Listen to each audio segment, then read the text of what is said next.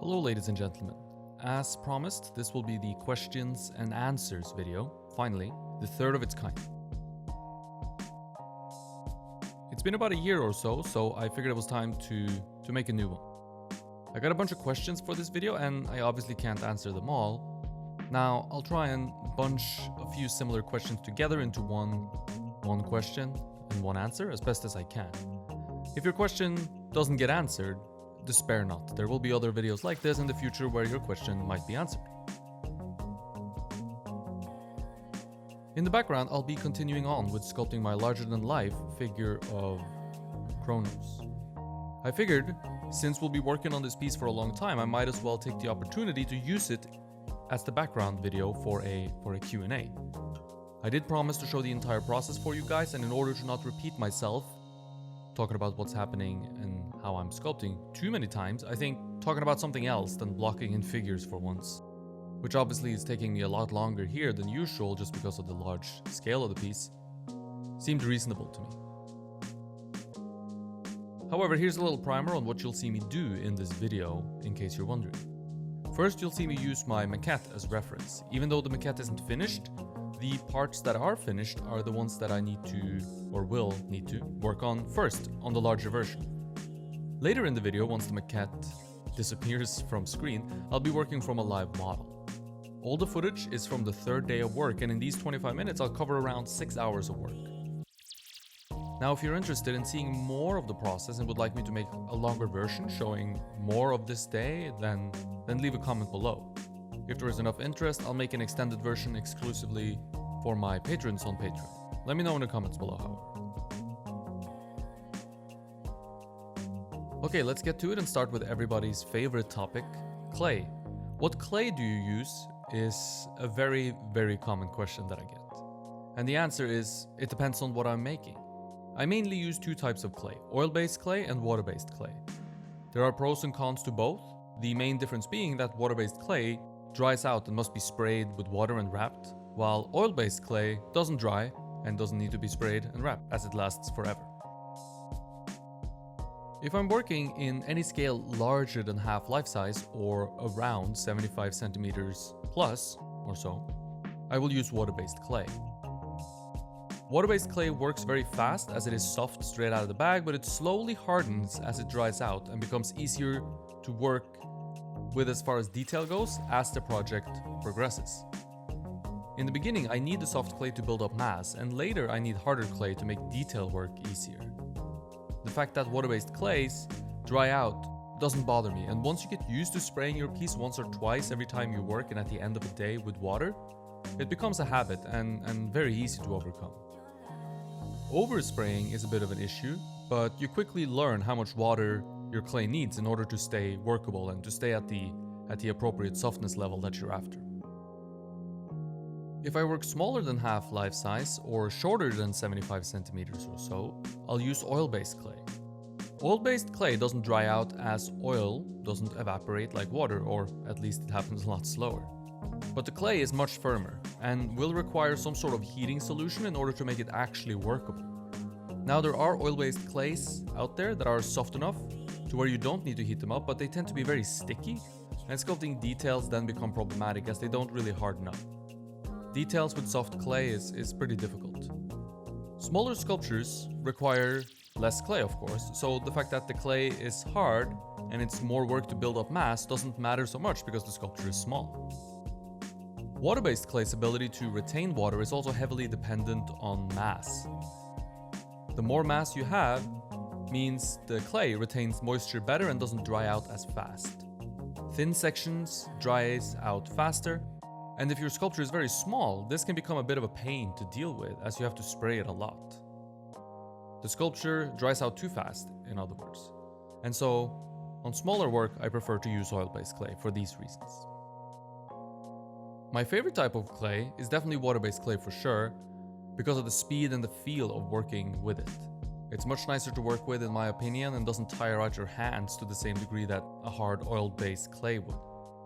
The fact that I can control the hardness of the clay also through moisture, by spraying it in other words, is very, very handy, easy and fast to do. At the end of the day, it's all about preference though, and getting used to a material so you're not fighting said material and the process of sculpture itself at the same time.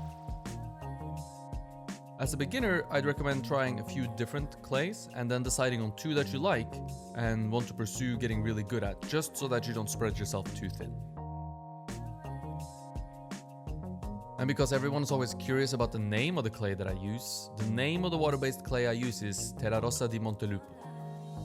And it's hard to come by anywhere but in Italy, and especially the north of Italy, though it is possible. I have heard of people getting a hold of it in Greece, for example. Essentially, it's terracotta clay with no chamotte. So if you can find a local terracotta clay with no chamotte, you should be good to go. The oil-based clays I like are Savant NSP Medium and Savant Le Beau Touché. Both excellent clays that are fairly readily available all over the world, I think. We'll do some more material-based questions later on, but let's break it up with a question about process. And the question is, do you have any good reference for building up from the skeleton to muscle and skin? I'd like for my work to have a little more realism in the flesh. Any tips? Describing my process in a few words is always very tricky and usually means I fall somewhat short of properly explaining it, but I'll give it a shot here. First and foremost, my reference are my models, and I prefer to work from life above all else. I also do not sculpt the skeleton first, then the muscles, and then the skin. I think that would take way too long. And frankly, I think it's a little simpler than that actually. I worry about 2 things. Obviously, that's not entirely true, but mainly true. I worry about 2 things while building up the clay on my sculpture, especially in the beginning, and that is the contours and the internal information, or forms if you will. And the forms are both muscles, bone, and fat, and it's important to know which one is which, but I treat them all with the same level of respect. I use the contours to set up borders from 4 views that I will not go over unless I believe there needs to be some reworking or readjusting of the contour in order to establish more accurate contours. Internal information happens in between the contours and is first drawn on and then built with clay. The internal information is connected to the contours, and I work hard to solve this puzzle in the beginning, doing my best to make sure that everything fits where it needs to fit, that it takes up the correct amount of space in relationship to the other forms, and that the contour relates well to the internal information. I guess a way of describing it would be to say that I look for surface forms, but I understand what those surface forms do when I find them. So I know if they need to dive underneath another form, or if they need to sit on top of the surface, or if it's bone or muscle. But it's not working from the skeleton outwards. This would take too much time and I think it's unnecessary. Understanding what is flesh and what is bones means that I'm able to see the difference in them. That difference will sometimes make itself obvious in the nature of the contours, for example. Bony areas might have sharper angles. Now, this is not always true, but when you find areas where it is, take advantage of it. I also like to make sure the bones have a little more of an architectural feel to them, a little bit more of a mechanical feel, a little bit more stiffness and less soft organic flow, if you will. That soft organic flow I'll reserve for the muscles. This helps differentiate bone from muscle. The muscles will feel softer this way, while the bones will feel rigid and hard. This becomes part of telling the story of material in my sculpture. This language should be consistent within the piece that you're working on in order for it to make sense and not look like some sort of random mess. The same thing goes for the texture in the different areas. Muscle and bone can have slightly different textures that help set them apart. Bones can be a bit smoother, as they tend to have the skin stretched on top of them thinly, with some notable exceptions being the knee on a straight leg, as here the skin is not going to be stretched thin. Muscles often benefit from a bit of a soft texture, as it helps sell the illusion of light reflecting off the skin, and it makes the material look slightly softer than if we made the texture super smooth. The difference in texture can extend to any number of materials present, and since we don't have color to tell the difference between materials in sculpture, we have to use other things, like texture. I, for example, plan on, with this sculpture, to have his hair be very nasty, with large bald patches and dirty dreadlocks forming from not having washed his hair. And to sell the illusion of these crummy dreadlocks, I plan to make them have a very, very rough, flaky kind of texture. Hopefully it will set the hair apart from the rest of the sculpture and describe a different kind of material than what the rest of the body is composed of. And if it doesn't, I'll have to rethink my strategy. I promised some more material talk, so here we go. Apart from the clay questions, I get the most questions about silicone. What silicone do you use? Where can I buy it? And the silicone that I use is from a company called Blue Star Silicone, and the silicone is called Bluesil RTV 3325P, and the P stands for putty. And if you've seen some of my mold making videos, you will have seen me use this silicone. It's almost exclusively the only silicone I use. We at the Florence Academy of Art buy it from a guy in Pietrasanta, which is a small marble carving town slightly north of Florence, along the coast. And we buy it from this guy named Giorgio Mancini. And the company that he runs is called Mancini Agnese. They have a website, and I'll leave a link in the description below to them. It's a very simple silicone, not fancy at all, and very, very easy to use, which is one of the reasons we use it, as it is hard to mess up, and we have a lot of new mold makers that we have to teach.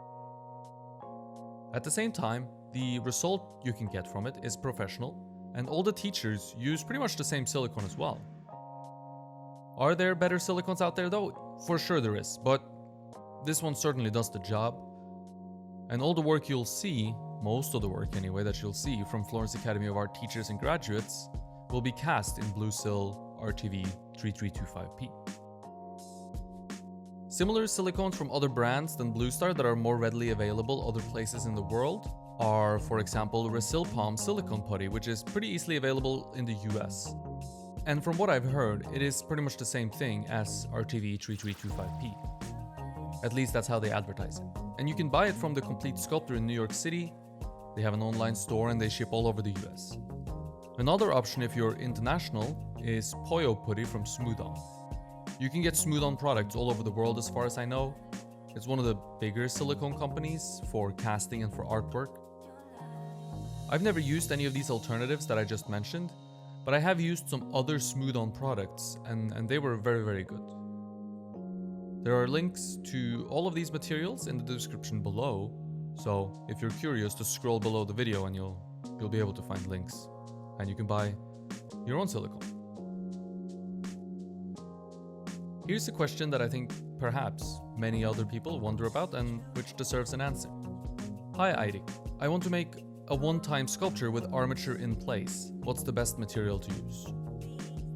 If you're thinking of making a piece in a material that will last and keep the armature in place, there are some options for you. None of which are ideal, I think, but there are options. The first one would be Super Sculpey. You can sculpt on top of an armature using Super Sculpey and then bake it in a regular oven. The sculpture will not crack, and it does remain fairly solid, though it's not like stone or anything like that. There is a lot more nuance to Super Sculpey that I don't know about, as I haven't used it very much, and I haven't used it in almost 7 years actually. I think baking on lower temperatures, for example, for a longer period of time was a tip that I used to good effect. There are other sources out there for Super Sculpey and how to use it. Check out the Shiflet brothers. They make excellent fantasy art in the same vein as Frank Frazetta, and they are masters at Super Sculpey. Another option, perhaps the one that I would recommend honestly, is to sculpt in Savant or another oil-based clay and then leave the sculpture just sitting in the clay.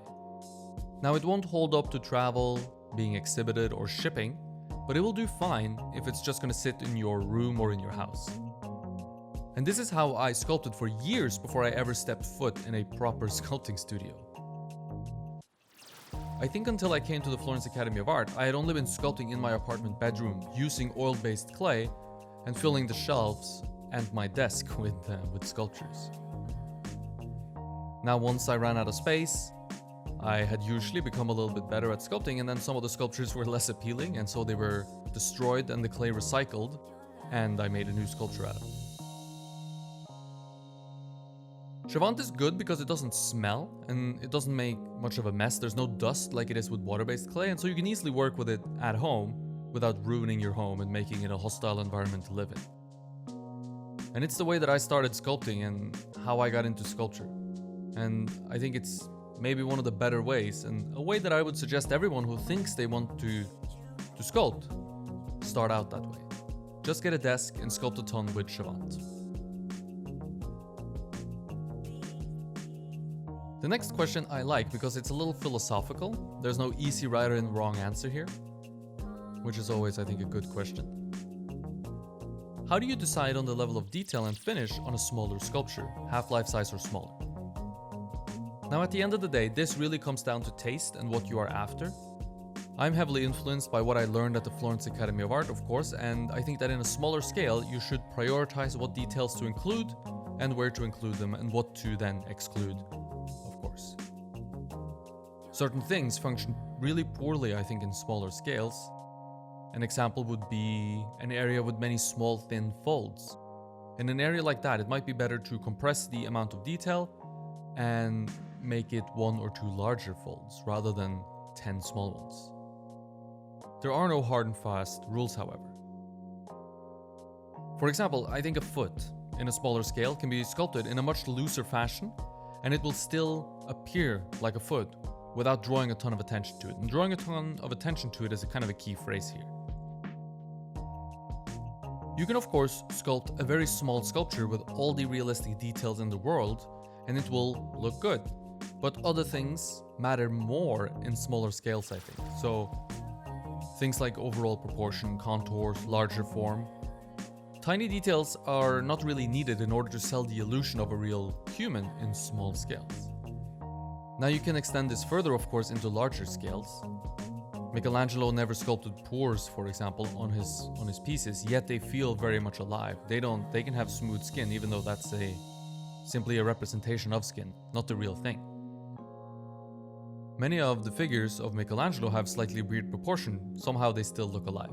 So exactly what it takes to achieve that is clearly somewhat ambiguous. But I don't think tiny details is it. Details draw the focus of the eye, and so think thoroughly through where you apply details in order to draw the eye of the viewer where you want them to look. Often the face is a natural place to attempt to draw the eye, and it's the easiest as well, as there's already a lot of detail there, and our eye are drawn towards faces naturally because that's how we communicate. If you want to draw the eye somewhere else than the face, then perhaps give the face a little bit less attention, and put more details and effort into where you'd like the viewer to look. And this does, of course, apply to pieces of all scales. For some reason recently, I've gotten several questions regarding mold. I've never had anyone ask me about mold before, so perhaps this means that more people are sculpting because of my videos. At least I'd like to think so. Regarding mold or fungus growing on sculptures. This is going to happen, especially if you have a lot of room inside your plastic bag covering your water-based clay. A lot of air and moisture are good ingredients for mold to grow. The same is true for organic material like wood. If you use wood to make armatures, for example, make sure you seal the wood in some way with paint or a varnish so the wood doesn't rot. Spraying your sculpture with water mixed with white vinegar also helps a great deal and can help kill the mold once it starts growing. And your sculpture will smell like fish and chips, which is nice. Other than that, just make sure the sculpture doesn't sit for too long inside the plastic without any supervision, without having been opened up and allowing air to dry out and kill the mold. Check it once or twice a week perhaps, and if you are beginning to see mold, spray the sculpture with the water mixed with white vinegar. Most of the time, unless the mold is left for a long period of time, it will simply wash off the surface of your sculpture when you spray it. Okay, last question. This is another philosophy question, and I think it's a good one to end on. What is your philosophy on the role of the artist in society and duty in revealing us to ourselves? The great thing about being an artist is that I think you get to make that choice yourself. At least at the very time you make whatever work it is that you're making, you make that choice yourself. Time and constantly changing political landscapes is going to do what it wants with your artwork, and you might not be in control or even around to defend your intentions. This is simply the nature of an art form as long-lasting as bronze sculpture. Let me take an unpopular example here, just to illustrate what I mean. Bronze sculptures of Confederate generals, for example, these were artwork of men once considered heroes, potentially considered heroes at least by the people who commissioned them to be sculpted, and so they were memorialized in bronze. However, what they stood for is now seen in a completely different light, because we have progressed beyond what many of these men thought and stood for. At least we should have progressed beyond it. So that makes these pieces, these artworks, less suitable for placement in public spaces, which to me are spaces that should be reserved for artwork depicting our highest ideals. And perhaps it's time to then move these sculptures that no longer depict our ideals into a museum of sort, and also explain why they were moved into a museum instead of being left in public spaces. Whoever made these sculptures are not in control of what these artworks mean anymore. Once we make it and put it out there, it belongs to the world, and the world will judge it, and the world's judgment will change as time passes. I do not think, however, that this makes any artwork less valid. The artist should not censor themselves and should be free to create whatever they please, as long as it's not infringing on anyone's rights. And of course, that is anyone's rights at the time. While that might change, that's not something that the artist really, I think, can take into consideration, considering who knows what happens in the future. Censoring artwork, I think, quickly becomes a bit of a slippery slope, and before very long, we will not be able to depict nude figures, for example. I have to admit, I was expecting some backlash actually on the sculpture that I'm making here in this video, as eventually Kronos, an older gigantic man, will be eating a smaller young woman. It's a very violent piece. But just because it depicts a violent act does not mean that the piece is about cannibalism or men dominating women. I think intent is important. And it's easy in today's day and age of social media that things get judged too quickly without proper context, and we kind of forget about intent. And when we extend the time frame far into the future, it becomes very tricky for an artist to think of every single scenario in which his work might offend someone, for example. The reason I mention all of this is because without considering this and protecting the artist's freedom of expression, the artist loses the ability to reveal us to ourselves, as the question so beautifully put it.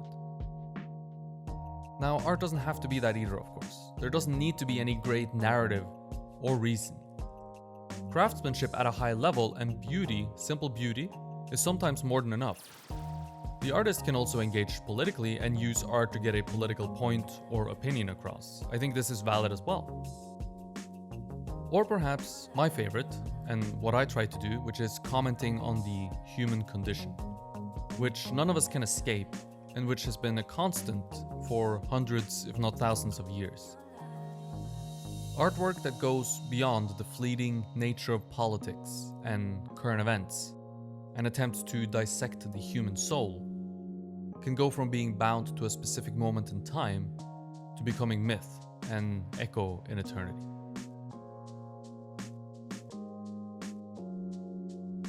Thank you for watching, and stay tuned for a new video next Thursday. Hit the subscribe button and the bell to be notified whenever a new video comes out. If you enjoyed the video, click the like button and share with your friends and family. It helps me out a lot. Thank you for watching, stay creative, and I hope to see you in the next one.